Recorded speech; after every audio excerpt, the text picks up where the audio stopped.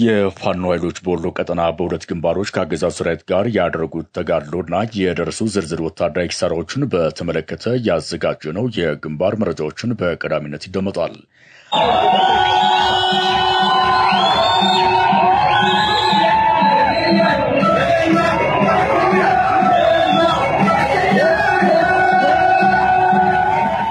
የማይታጠፍ ቃል የማይፈታ ትጥቅ በሚል መሪ ቃል የሐምሌ 5 የነጻነት በዓል በሁመራ ከተማ በሐምሌ 5 አደባባይ እየተከበረ ነው። የአማራ ሕዝብ የነጻነት ሻማ ጎንደር ላይ የተለኮሰችው በዛሬው ዕለት በኮሎኔል ደመቀ ዘውዱ አማካኝነት ነበር። ኮሎኔል ደመቀ ዘውዱ ሕዝቤን ለወራሪ አላስደፍርም፣ እጅን ለባንዳ አልሰጥም በማለት ያቀጣጠለው የአማራ ትግልና ዝክረ ሐምሌ 5 በሐምሌ 5 አደባባይ እንዲሁም የሐምሌ 5 ክስተቶች ምን ይመስላሉ የሚለውን በስፋት ተመልክተነዋል። የህወሓት ነገር ለተባባሰው ማጭድ አታውሰው ሆኖበታል። በሽሬና በሸረሪና በብልጽግናው አየር ኃይል ያለቁት የህወሓት ታጣቂዎች መቀሌ የተተከለችው ድንኳን ሳይነቀል ዛሬም በሱዳን በቅጥረኝነት የተሰማራው ሰራዊቱ ሌላ አሳዛኝ መርዶ ይዞ መጥቷል። የአርሚው ከፍተኛ አመራሮችን ጨምሮ በርካታ የአርሚ 70 እግረኛ ተዋጊዎች ያለቁበት የሱዳን ጥቃትና የህወሓት ታጣቂዎች አሁናዊ እንቅስቃሴን በተመለከተም ሌላ መረጃ ይዘናል። ወዲህ ደግሞ ከመቀሌ የወጣው የህወሓት ሰሞንኛ መልእክት የዘመነ ካሴንና የተፈራ ማሞን ፕሮፓጋንዳ ከንቱ አድርጓል። ህወሓት በወልቃይትና ራያ ላይ አቋሙን በግልጽ ያስቀመጠበት መልእክት ተጨማሪ ጉዳዮችንም ያዘለ ነው። ዝርዝሩን ይዘናል። ሰላም ጤና ይስጥልን። በዓለም ዙሪያ የምትገኙ የጣና ሳተላይት ቴሌቪዥን ተከታታዮች ለሐምሌ 5 ያዘጋጀናቸው ወቅታዊና ያልተሰሙ ዜናዎችና ዜና ትንታኔዎች ከዚህ ሰዓት ጀምረው ወደ እናንተ ይቀርባሉ። አብራችሁን ቆዩ።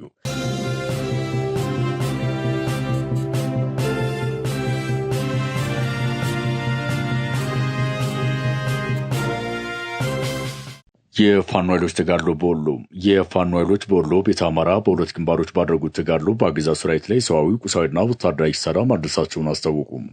በምዕራብ ወሎ አማራ ሳይንት ግንባር በዛሬው ዕለት የፋኖ ኃይሎች ከአገዛዙ ሰራዊት ጋር ባደረጉት አውደ ውጊያ የብልጽግናው የክፍለ ጦርና የሻለቃ ምድብተኛ አመራሮች እርምጃ ተወስዶባቸዋል ተብሏል።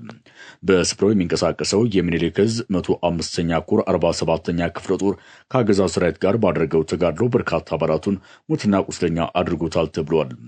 በክፍለ ጦሩ የአትሮንስ ሻለቃ የፋኖ አባላት ፈጽሙት በተባለው የደፈጣ ጥቃት የብልጽግናው አገዛዝ ክፉኛ ወታደራዊ አዛዦች መገደላቸውን የዙ ህዝብ ግንኙነት ክፍሉ ለጣና ሳተላይት ቴሌቪዥን በላከው መረጃ ገልጿል። እንደ ህዝብ ግንኙነት ክፍሉ ገለጻ በምዕራብ ወሎ ቀጠና አማራ ሳይንት ወረዳ ዛሬ ሌሊት መነሻውን ከደንሳ ከተማ በማድረግ በሰባት ተሽከርካሪ ተጭኖ ወደ በለጩማ ሲጓዝ በነበረ የአገዛዝ ሰራዊት ላይ ነው ጥቃቱ የተፈጸመው። በዚህ የፋኖ ኃይሎች ድንገተኛ የደፈጣ ጥቃት ሻለቃ ወልደ ጊዮርጊስና ሻምበል አስራት የተባሉ የብልጽግናው ከፍተኛ ወታደራዊ አመራሮች በተወሰደባቸው እርምጃ ከባድ ቁስለኛ መሆናቸው የተገለጸ ሲሆን ማረጉ ለጊዜው ያልታወቀ መስመራዊ መኮንን ደግሞ እስከ አጃቢው እርምጃ ተወስዶበታል ተብሏል።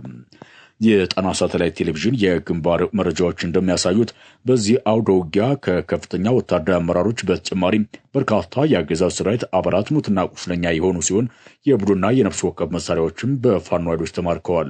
የፋኖን ብርቱ ክንድ መቋቋም ያቃተው የብልጽግናው ሰራዊትም አስከሬንና ቁስለኛውን ሳያነሳ ቀጠናውን ለቆ መውጣቱን የአጼ ምኒልክ ዕዝ የህዝብ ግንኙነት መምሪያ ገልጿል። በሌላ አቅጣጫ በዚሁ በወሎ ቀጠና ላሊበላ ግንባር የፋኖ ኃይሎች በወሰዱት ስልታዊ የማጥቃት እርምጃ ከአገዛዙ ሰራዊት ከፍተኛ የሆነ ሰብአዊና ቁሳዊ ኪሳራ ደርሶበታል ተብሏል። መነሻውን ከላሊበላ ከተማ በማድረግ ወደ ፋኖ ቀጠናዎች እንቅስቃሴ ላይ የነበረው የአገዛዙ ኃይል በፋኖ የተቀናጀና ስልታዊ ማጥቃት መንገድ ላይ ጉዳት ማስተናገዱን የተገለጸው የዙ ሚዲያና ኮሚኒኬሽን ክፍል ለጣና ሳተላይት ቴሌቪዥን እንደገለጸው መነሻውን ከኩል መስክና ላሊበላ ከተማ በማድረግ ወደ ገነተ ማርያም መስመር የተንቀሳቀሰው የብልጽግናው ሰራዊት በፋኖ ኃይሎች የተጠና የደፈጣ ጥቃት ክፉኛ ተመቷል። የግንባር የመረጃ ምንጮቻችን እንደገለጹት በሜካናይዝድ ታግዞ ወደ ገነተ ማርያም የገባው የብልጽግናው ሰራዊት በፋኖ ኃይሎች ላይ ዙ 23ን ጨምሮ በከባድ መሳሪያ የታገዘ ውጊያ ቢከፍትም በአካባቢ የሚንቀሳቀሱት የ21ኛ ተከዜ ክፍለ ጦር የፋኖ አባላት የስርዓቱ ወታደር ከበባ ውስጥ በማስገባት በቆረጣ ከፍተኛ ምት አሳርፈውበታል ነው የተባለው። በጥቃቱ ከኩል መስክ የተነሳው የአገዛዙ 9ኛ ክፍለ ጦርና ከላሊበላ መነሻውን ያደረገው የስርዓቱ 61ኛ ክፍለ ጦር 2 ሻለቃ ሰራዊት ክፉኛ መመታቱ ተሰምቷል። ጣና ሳተላይት ቴሌቪዥን ከአጼ ምኒልክ ዕዝ የህዝብ ግንኙነት ክፍልና ከሌሎቹ ወታደራዊ ምንጮች ባገኘው መረጃ በጥቃቱ ከ55 በላይ የመንግስት ወታደሮች ተገድለዋል። ከ30 በላይ የሚሆኑ የአገዛዙ ሰራዊት አባላት የቆሰሉ ሲሆን በርካታ የቡድንና የነፍስ ወከፍ መሳሪያዎች እንዲሁም ወታደራዊ ሎጂስቲኮች በፋኖ ተማርከዋል። የአጼ ምኒልክ ዕዝ ሚዲያና ኮሚኒኬሽን ክፍል ለጣቢያችን በላከው መረጃ እንዳስታወቀው ደግሞ 42 ጥቁር ክላሽና አንድ የሬዲዮ መገናኛ፣ 27 የደረትና የወገብ ትጥቅ እንዲሁም 36 ወታደራዊ ሻንጣዎችን የፋኖ ኃይሎች በምርኮ አግኝተዋል። በዚሁ በላሊበላ ቀጠና ዛሬ ጠዋት አንድ የብልጽግናው መከላከያ ሰራዊት አባል አንድ ዘመናዊ ስናይፐር፣ አንድ ጥቁር ክላሽ በመታጠቅ 303ኛ ኮር 16ኛ ንብረት ወርዋሪ ኮማንዶ ክፍለ ጦርን መቀላቀሉ ተሰምቷል። በሌላ ዜና የፋኖ ኃይሎች በጎንደር ቀጠና ለወራት ሲያሰለጥኑ የነበሩትን ሰራዊት አስመርቀዋል። ከብልጽግናው ሰራዊት ጋር ተከታታይ ውጊያ እያደረገ የሚገኘው አፋብን ጎንደር ጠቅላይ ግዛት በለይዝ በተቆጣጠረው ነጻ ቀጠና በርካታ ምልምሎችን አሰልጥኖ አስመርቋል። ሰልጣኞቹን ያስመረቀው ደግሞ በዙ የመይሰው ካሳ 2ኛ ኮር ካራማራ ክፍለ ጦር ነው።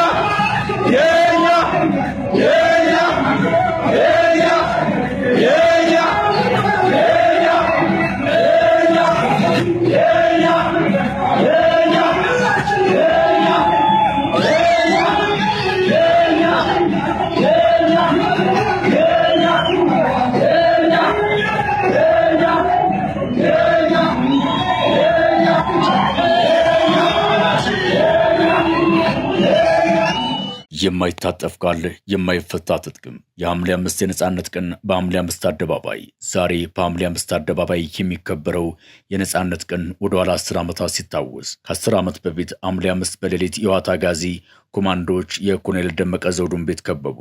አጋዚ ኮማንዶቹ እጅ ስጥ የሚል ድምፅ በተከታታይ ያሰማሉ። ማናችሁ የሚል አጭር ጥያቄ ከኮሎኔል ደመቀ ዘውዱ። እኛ የመንግስት ታጣቂዎች ነን፣ ከበላይ አካል ተልከን ነው፣ ብርን ክፈት ትፈልጋለህ የሚል እብሪት የተሞላበት ንግግር። ኮሎኔል ደመቀም በቅጽበት የጀግና ውሳኔ ያሳርፏል። የምሰጠው እጅ የለኝም፣ የመንግስት አካል ከሆናችሁ ሲነጋ ጠይቁኝ አላቸው። በብሪት የተወጠረው የዋት አጋዚም ባልደፈር ባይነት ኮሎኔሉን አጣርፎ በእጁ ለማስገባት እየቋመጠ ነው። ኮሎኔል ደመቀ ቦታውን ያዘ። የድል ፋና ዋጊዋን እርሳስ በራፉ ላይ እስከ አንገታቸው ታጥቀው እጁን ለመያዝ እየተሽቀዳደሙ በነበሩ የዋት አጋዚ ወታደሮች ደረት ላይ አሳረፋት። ዙሪያውን የከበቡ ቀሪ ታጣቂዎች ወዲያውኑ በኮሎኔል ደመቀ ቤት ላይ የጥይት ናዳ ያርከፈክፉ ጀመር። በብሬን እርሳስና በቦምብ ናዳ ያልተደፈረው የኮሎኔል የቤት ውስጥ ምሽግ የኮሎኔል ደመቀ ዘውዱ ከጎኑ የነበረው ብቸኛው ባለውለታው ነበር። ውጊያው ለሰዓታት ቀጥሏል። የዋት አጋዚ ጦር ተጨማሪ ሰራዊት አስመጥቷል። ኮሎኔል ደመቀም ወደ ቅርብ ሰዎቹ የደረሱልኝ ስልክ መደወል ጀምሯል። ኮሎኔል ደመቀ ከሌሊት ጀምሮ እስከ ንጋቱ 3 ሰዓት ከተዋጋ በኋላም ሶረቃ ለሚገኘው የትግል ጓዱ ለኮማንደር ደጀኔ ማሩ ታፍኛለሁና ድረስልኝ የሚል አጭር መልእክት ይነግረዋል። ኮማንደር ደጀኔ ማሩም አጭር ያጸፋ ምላሽ ስንት ጥይት አለ ሲል ኮሎኔል ደመቀን ይጠይቀዋል። ኮሎኔሉም 30 ጥይት አለኝ የሚል ምላሽ ይሰጠዋል። በል ለመድረስ ሞክራለሁ፣ ከመድረሴ በፊት አንድ የሆነ ነገር ከተፈጠረ ግን እጅን እንዳትሰጥ፣ ለሁሉም አንዲት ጥይት አውጥተህ ከጠረጴዛ ላይ ያስቀምጥ፣ ቁርጥ ከሆነ በመጨረሻ በዚያች አንድ ጥይት ራስን አጥፋ የሚል ጓዳዊ ትእዛዝ። በዚህ የኮማንደር ደጀኔ ማሩ የጀግና ትእዛዝ የተሞካሸው ኮሎኔል ደመቀ ችግር የለም ለራሴ የሚሆን ሽጉጥም አለኝ፣ የኔን ያንተን ወንድም እጅ ማንም ወንበዴ አይዛትም፣ እንደ አፄ ቴዎድሮስ ጥይቴን ጠጥቼ ነው የምሞት በማለት መለሰለት። ስልኩም ተዘጋ። ኮማንደር ደጀኔ ማሩ ሶረቃ ላይ ወደ 13 ያህል የታጠቀ ኃይሉን ይዞ ጉዞ ወደ ጎንደር ከተማ አለ። እግረ መንገዱን ለህዝቡ እየተናገረ ስላለፈ የተከታይ ቁጥር ከ40 አለፈ። ይህ ኃይል በከፍተኛ እንቅስቃሴ ጎንደር ከተማ ብልኮ አካባቢ ደረሰ። ከኋላ መረጃው የደረሰው የአርማጭሆ አርሶ አደር ተጠራርቶ ወደ ጎንደር ከተማ እየገሰገሰ ነው። የዳባትና አጅሬ ጃኑራ ጀግኖችም ጉዞ ወደ ጎንደር ከተማ ብለዋል። ከቋራ እስከ ወገራ ከበረሳ እስከ ራስ ጋይንት ድረስ ያሉ አርበኞች ኮሎኔል ደመቀ ዘውዱን ከከበባ ለማውጣት ወደ ጎንደር ከተማ እየተመሙ ነው። በጎንደር ደጀኔ ማሩ የሚመራው ጦር ከሶረቃ ተነስቶ ብልኮ ላይ እንደደረሰም በዚሁ ስፍራ ከመኪና ወረደ።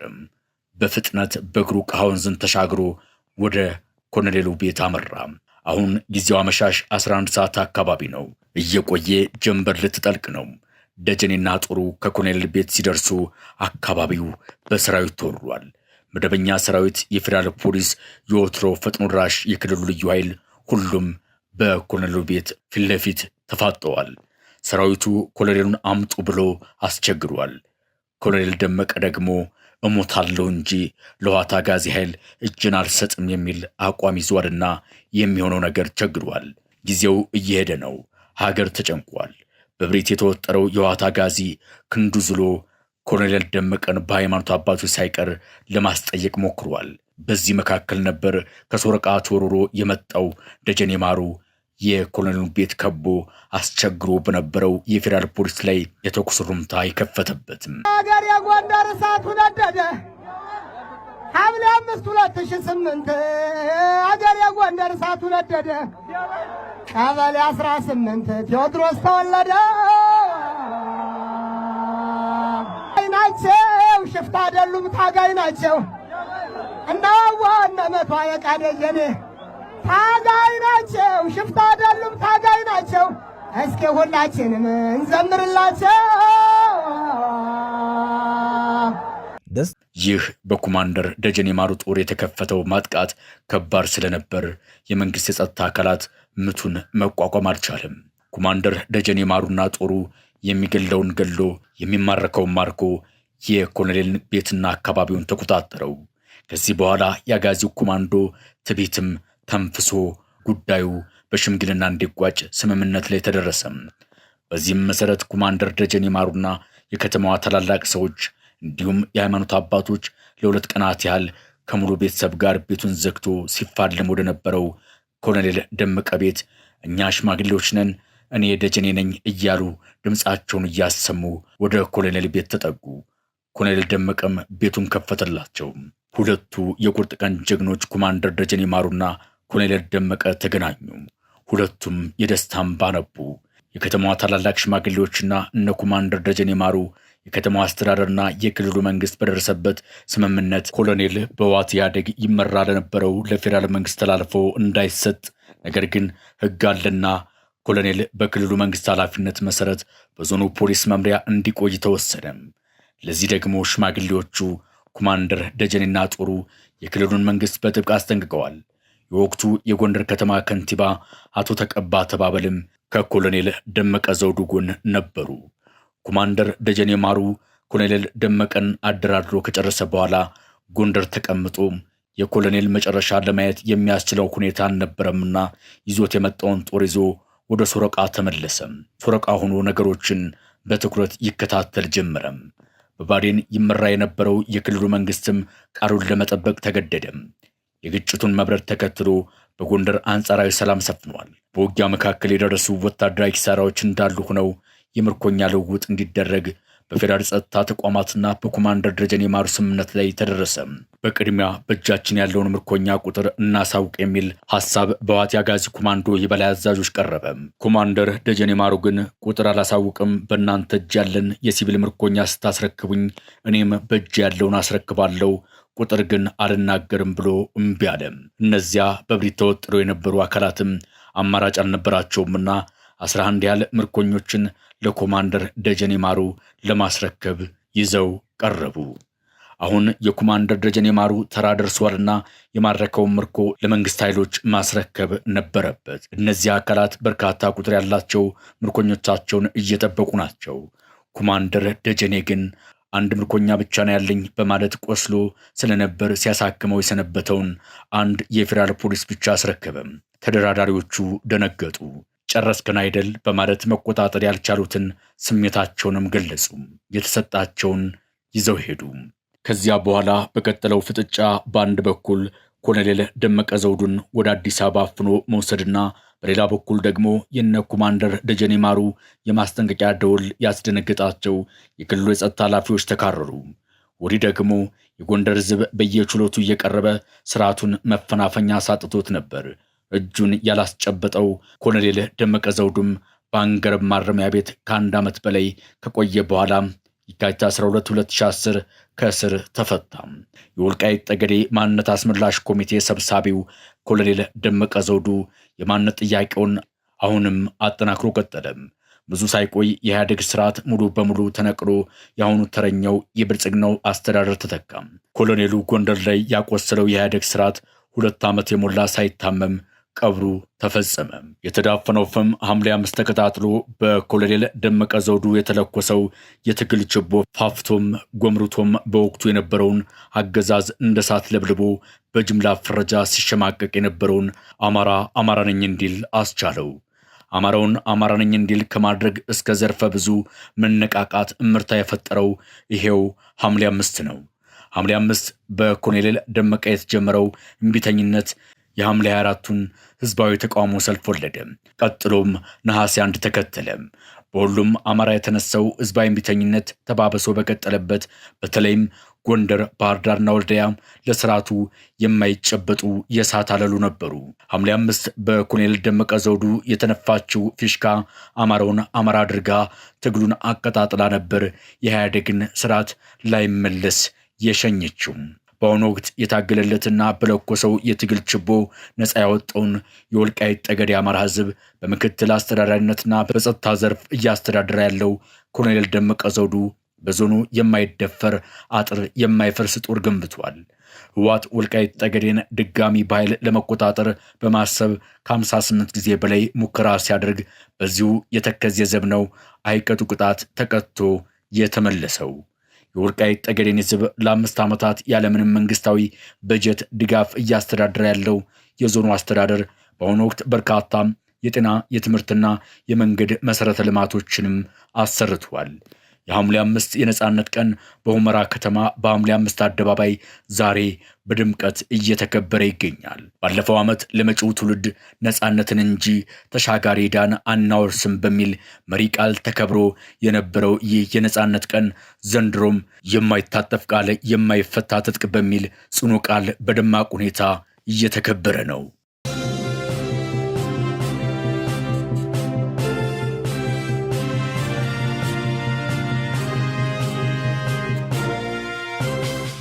በሱዳን የእርስ በርስ ግጭት ተሳታፊ የሆነው የህወሓት ቅጥረኛ ተዋጊ በወጣበት መቅረቱ ተሰምቷል።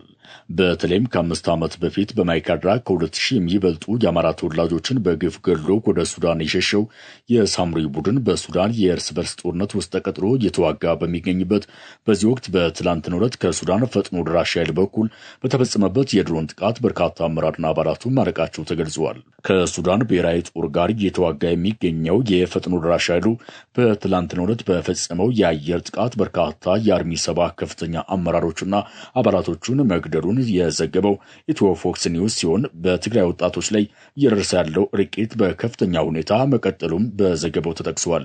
ለሱዳኑ ጀነራል አልቡርሃን ጦር ተላልፈው የተሰጡት የአርሚ 7 የኮማንዶ አባላት ትናንት ከቀትር በታች በተሰነዘረባቸው የድሮን ጥቃት አብዛኞቹ እርምጃ እንደተወሰደባቸው ተረጋግጧል። እነዚህ የህወሓት ቅጥረኛ ተዋጊ ኃይሎች በሱዳን መንግስት በኩል የተከፈለላቸውን አነስተኛ ገንዘብ እንኳን ሳይጠቀሙበት ህይወታቸው በዚያው ማለፉ ሲገለጽ፣ ህወሓት በበኩሉ በሱዳን የእርስ በርስ ጦርነት ለሚሞቱ ታጣቂዎቹም ከፍተኛ ካሳ እንደሚቀበል በተደጋጋሚ ሲገለጽ ቆይቷል። የህወሓት አርሚ 7 ኃይሎች በሱዳን የእርስ በርስ ጦርነት ተቀጥረው ውጊያ ላይ እየተሳተፉ በነበሩበት በፈጥኖ ደራሽ ኃይሉ በተፈጸመው የድሮን ድብደባ ህይወታቸው ያለፈውን ከፍተኛ የጦር መኮንኖች ኢትዮ ፎክስ ኒውስ በዝርዝር የገለጸ ሲሆን ጆን የሚባል አመራር የጦር ክፍሉ አርሚ 7 ምክትል አዛዥ የሆነ ኪዱ የጦር ክፍሉ የአርሚ 7 ዘመቻ መኮንን ኦከት የኮር 3 አዛዥ ወዲ ውቅሮ የአርሚ 7 የ31ኛ ክፍለ ጦር አዛዥ ሲሆኑ መልካሙ የሚባል የጸረ አውሮፕላን መከላከያ አዛዥና የአርሚ 7 የኮር 3 ምክትል አዛዥን ጨምሮ በርካታ ቁጥር ያላቸው የጦር ክፍሉ አባላት በጽኑ መቁሰላቸውን ገልጸዋል። በፈጥኖ ደራሽ ኃይሉ የድሮን ጥቃት ከተገደሉት የህወሓት የጦር መኮንኖች በተጨማሪም በቁጥር ያልታወቁ እግረኛ ተዋጊዎችም መደምሰሳቸው ተገልጿል። የቆሰሉ ታጣቂዎች የሕክምና ሁኔታና አዳዲስ ስምሪቶችን በተመለከተ ዘገባው እንደሚያመለክተው በኩምሩክ ግንባር የቆሰሉ የህወሓት ታጣቂዎች በአሁኑ ወቅት በሱዳን ብሉ ናይል ግዛት ውስጥ በሚገኙ የተለያዩ ከተሞች ሕክምናቸውን እየተከታተሉ መሆኑን የወታደራዊ መረጃ ምንጮቻችን ዋቢ አድርጎ አረጋግጧል። ጉዳት ከደረሰባቸው የህወሓት ቅጥረኛ ተዋጊዎች መካከል ቀላልና መካከለኛ ቁስለኞች እንደርፋና ሪሰርስ በተባሉ የብሉ ናይል ከተሞች የህክምና እርዳታ እየተደረገላቸው እንደሚገኝ ነው የተገለጸው። በከፋ ሁኔታ ተጎድተው የሚገኙ ከባድ ቁስለኞችም ደማዚን ከተማ ተወስደው በከፍተኛ ህክምና ላይ ናቸው ተብሏል። የህወሓቱ አርሚ 70 ጉዳት የደረሰበትን ቀጠና እና ግንባሩን በሰው ኃይል ለመተካት አዳዲስ ጦሮች ወደ ስፍራው እያንቀሳቀሰ መሆኑንም ኢትዮ ፎክስ ኒውስ አስታውቋል።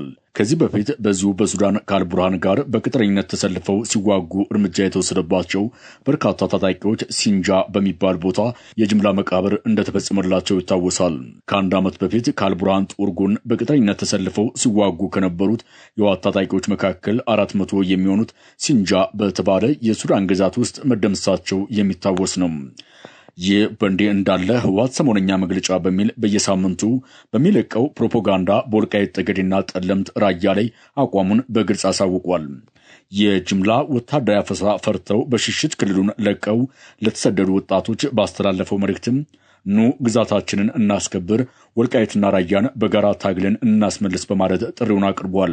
መከላከላችን ለብሔራዊ ህልውናችን፣ ብሔራዊ አንድነታችን፣ ለሉዓላዊነታችን በሚል መሪ ቃል ወቅታዊ መግለጫ የሰጠው ህወሓት የሚቆረስ የትግራይ መሬት አይኖርም፣ ለወልቃይትና ራያ እንሞታለን ሲል ድጋሜ ለመውረር እየተንቀሳቀሰ እንደሆነ ማረጋገጫ ሰጥቷል። ህወሓት ከመቀሌ በሰጠው ወቅታዊ መግለጫ የሽንፈት ታሪክ የለንም፣ ዛሬም ጠላቶቻችን ለመመከት ዝግጁ ነን በማለት የተለመደ የጦርነት ቅስቀሳ አድርጓል። ከትናንት ስተቱ ያልተማረውና ዛሬም ጦርነት እየሰበቀ የሚገኘው ህወሓት የአብይ አህመድን ጦር አሸንፈን ከትግራይ በማስወጣት የፕሪቶሪያን ስምምነት ተገዶ እንዲፈርም አድርገናል በማለት ያንን የእልቂት ጦርነት አኩሪ ታሪኬ ነው ሲል ገልጾታል።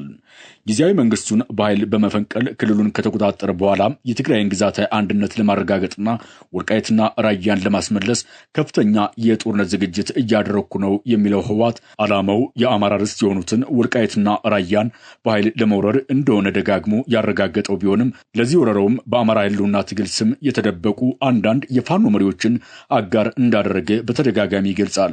እነርሱም በአደባባይ ምስክርነታቸውን እንዲህ ሲሉ ይሰጣሉ። የትግራይ ህዝብ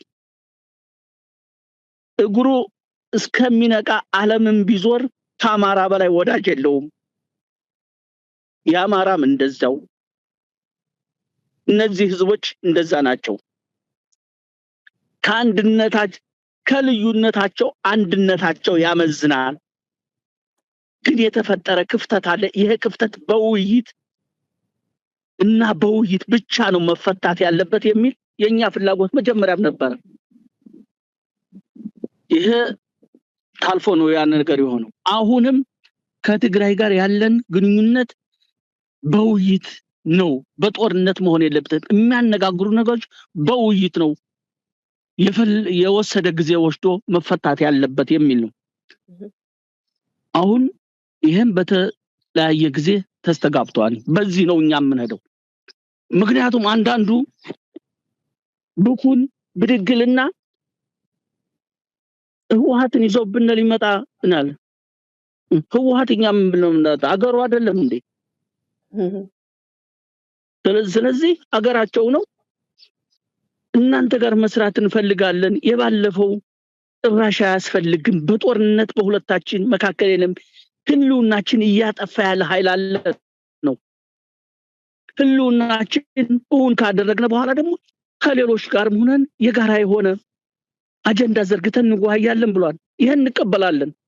በሳምንታዊ መግለጫው ውስጣዊ ስንጥቅና መከፋፈል እንደገጠመው የጠቆመው ህወሓት የተከፈተብንን ከበባ ለመመከት በጋራ መቆም ለነገ የማይባል ተግባር መሆኑን፣ የትግራይን ትግል ለማዳከም የመንግስቱንና የህዝቡን ስም ለማጥፋት እየሰሩ ያሉ አካላትን አንታገስም ሲልም ተደምጧል።